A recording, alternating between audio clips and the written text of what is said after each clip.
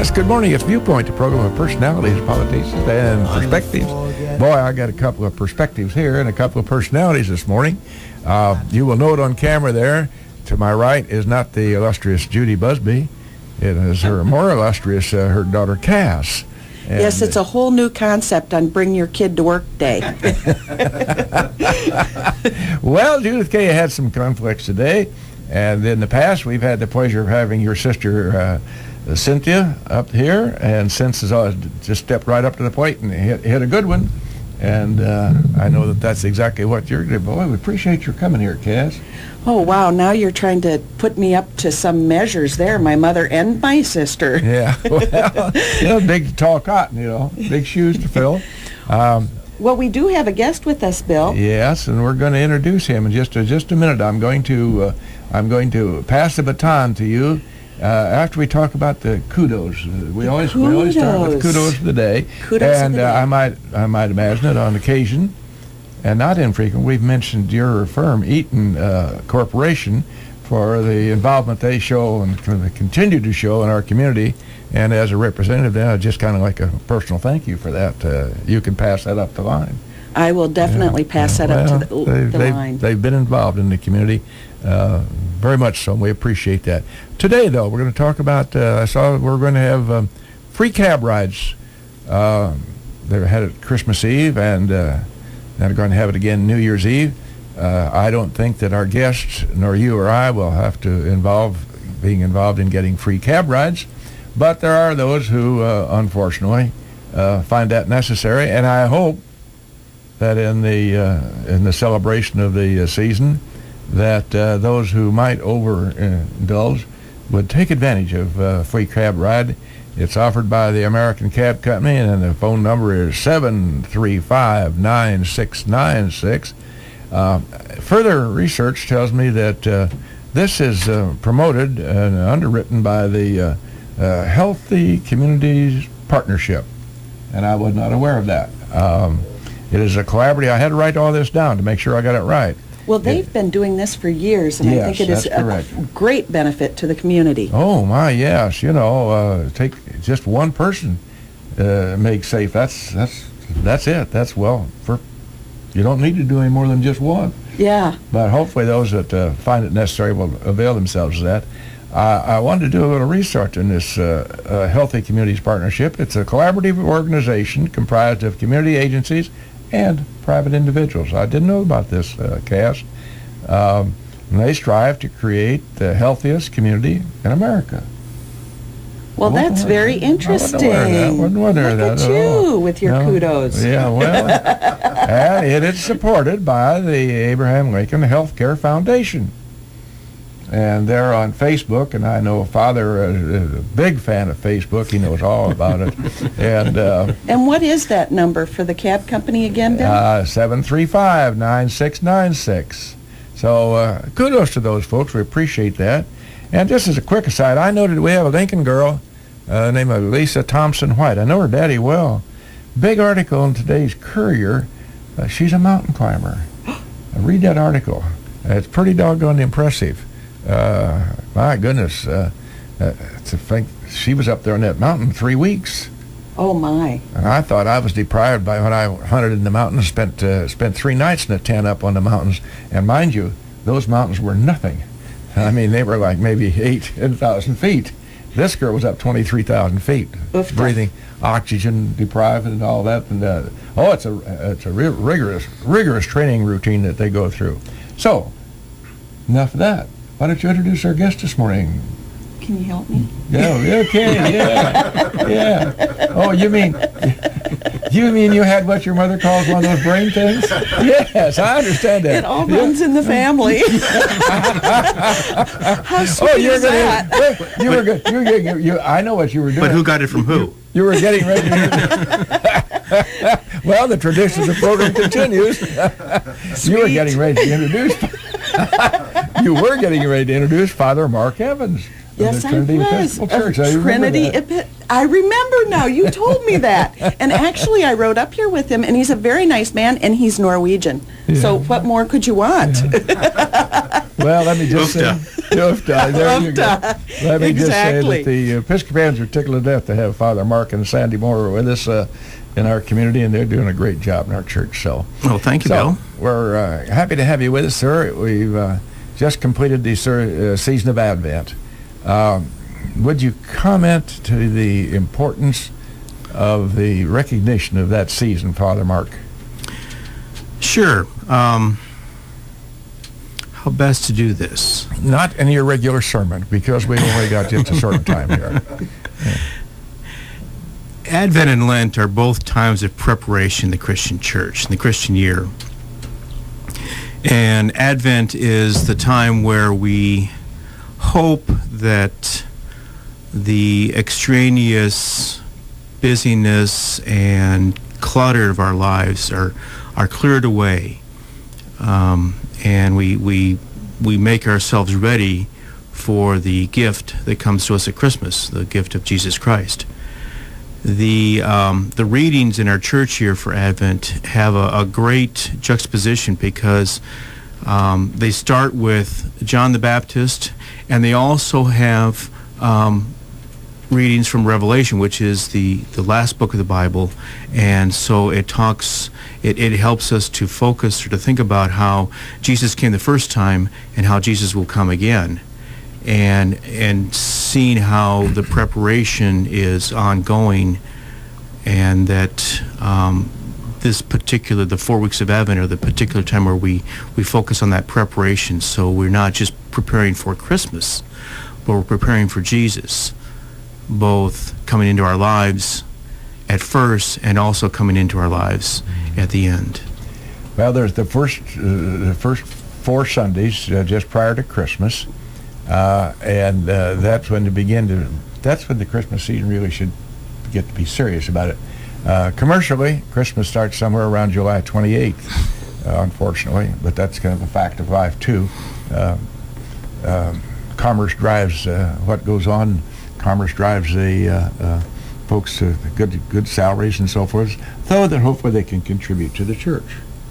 So we don't mind, I guess, Christmas starting so early if they just kind of remember the fact that Christmas is a serious time, and so we just experienced that, and now we're on to the mundane world as we start 2013. By the way, we had 2013 running around our house last Sunday. A little great-grandson who's just over a year old.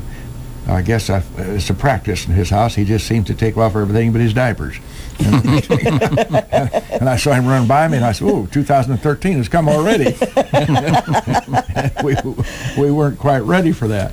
Now, Cass, it's a shame that we have to have American tragedies like Sandy Hook take place to begin to get people oriented to being better citizens. You're kind of a fan of this 26 acts of kindness business that has evolved from that, and it's just, as I say, it's just almost a crying need that somebody has to create a tragedy, and it's not 26, it's 2 here and 4 there and 6 there, and the firemen got shot at the other day and 2 of them were killed. This is an incredible time in this country, and I don't understand it. But nobody. I don't think anybody can understand it, or come to grips with it is kind of difficult too. But being towards making a New Year's resolution this time of year, maybe we could involve or weave in the 26 acts of kindness and kind of take it above and beyond and do something different this year to actually make a difference either in your own life, within your community, because it starts with one person. Ann Curry had asked for every person that was had the tragedy happen in Sandy Hook, each 26, to do the 26 acts of kindness. Charlie on the program talked about it here and also talked about the 26 acts of kindness. And it's not that you go above and beyond or have to go out of your way to do anything. Holding the door for someone, helping someone up icy steps or out of an icy home, shoveling someone's walk that's a shut-in, or so the mailman doesn't fall down. Any of these things can be considered an act of kindness. I think we forget what it is to be kind and respectful to anyone. Well, I know that Father Mark make sure that I am able to get up from the communion rail after kneeling. And I always consider that an act of kindness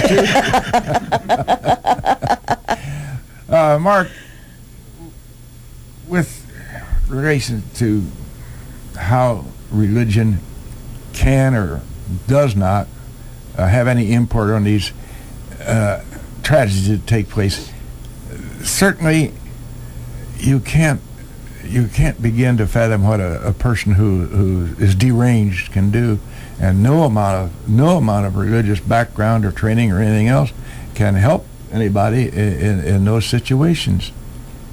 Where does the church have a role in this at all, Father? Boy, talk about putting me on the spot there, Bill. It's a large question you ask. The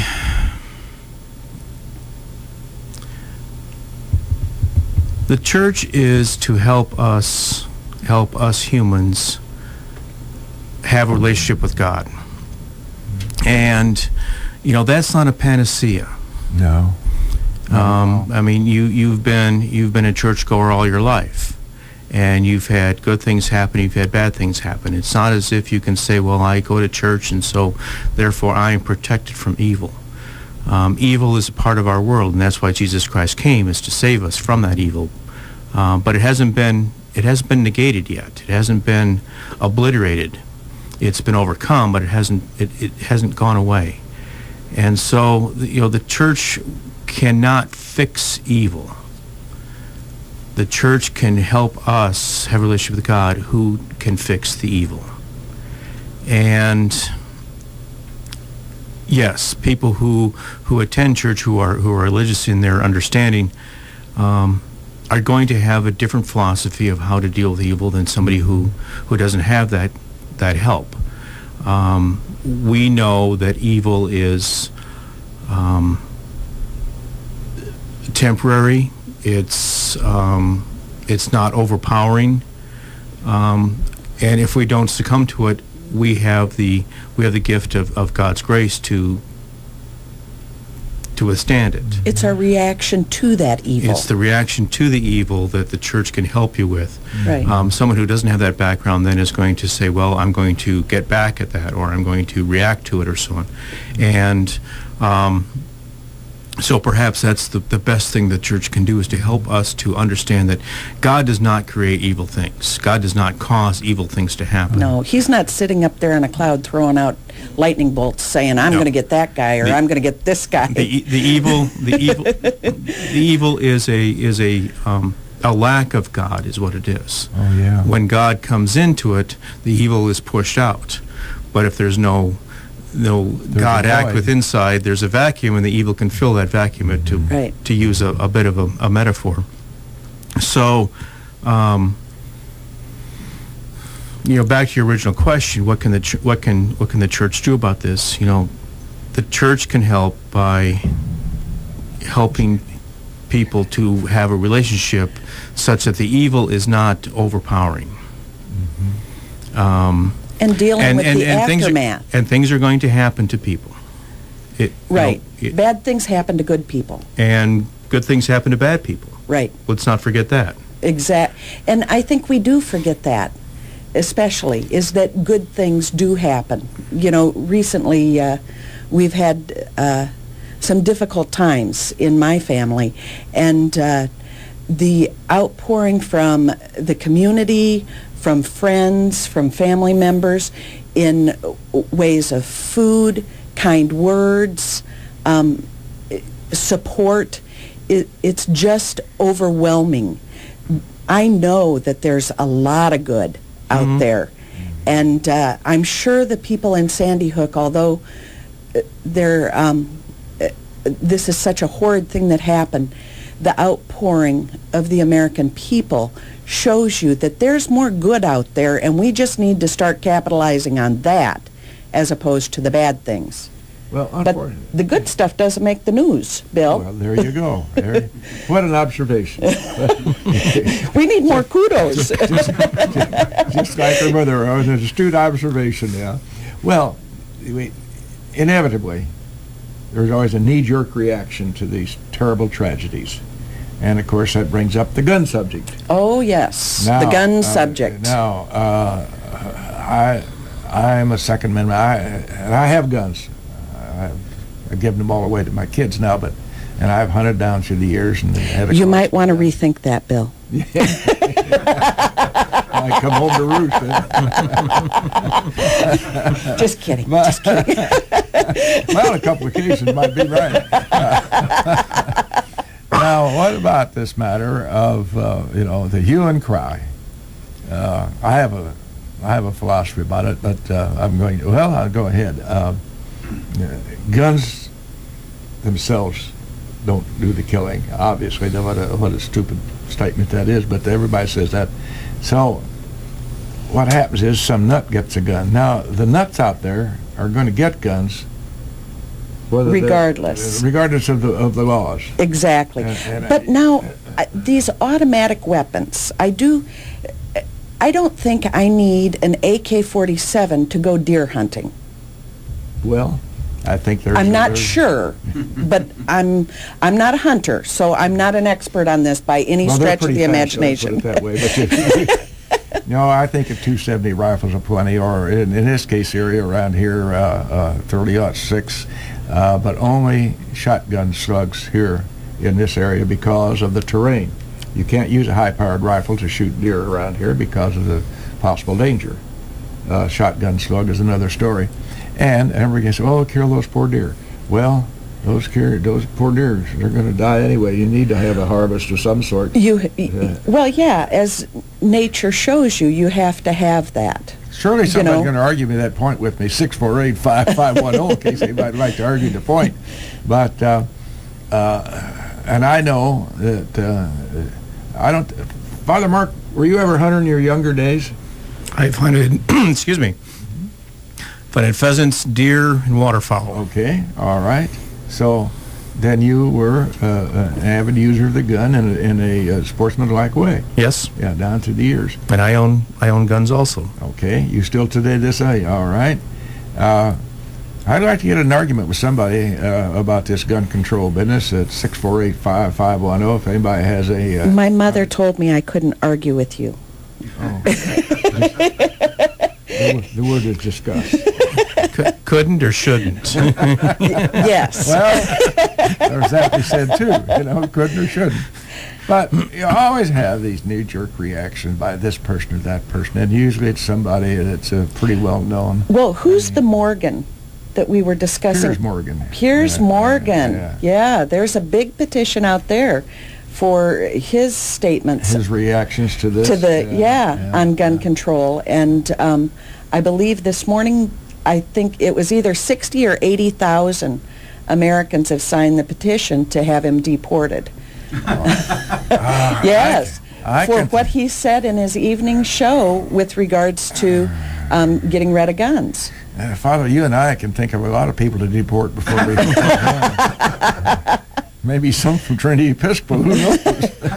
Are we on each other's list, Bill? Well, again, we have a very, very, very serious social problem in this country. But if it wasn't guns, like you were saying earlier, it'd be something else. Way back in my misspent youth... I remember some of that. We won't talk about that. No.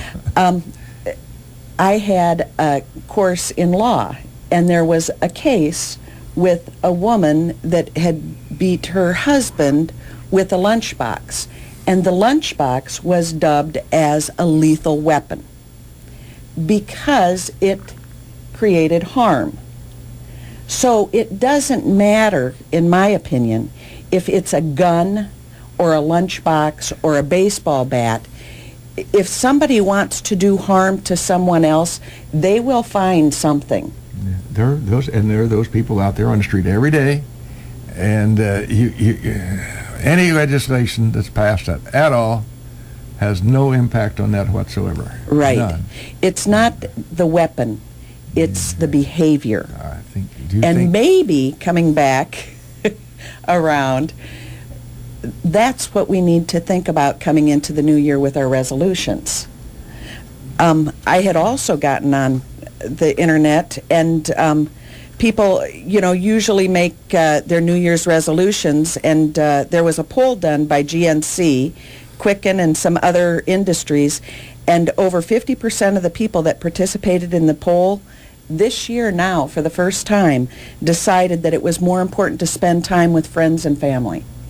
So, maybe we will see a change. Yeah, Father could add to that and to go to church. And to go to church. Which Spend more time with God. Which is another type of family. Yes, exactly. your It really church is. family. Yes, it is. It's there's the people who are there in church with you, and there's also a relationship we have with God, which is a family. We teach in the Episcopal Church that when someone becomes baptized and has entered that relationship with God, that you are now you are adopted as a son or daughter of God. Mm-hmm. It's a family. So, and it seems a little esoteric at first, but you grow into it and you find out that really is the case. So you have the communal family, the people you attend with, and you also have your spiritual family. Which has to be and is very supportive, the spiritual family. Yeah. And I think, speaking of support, if we don't lend a few minutes for our supporters, and that is our sponsors, we're going to be in deep trouble. So we're going to cut away for our commercials. Thank you, sir.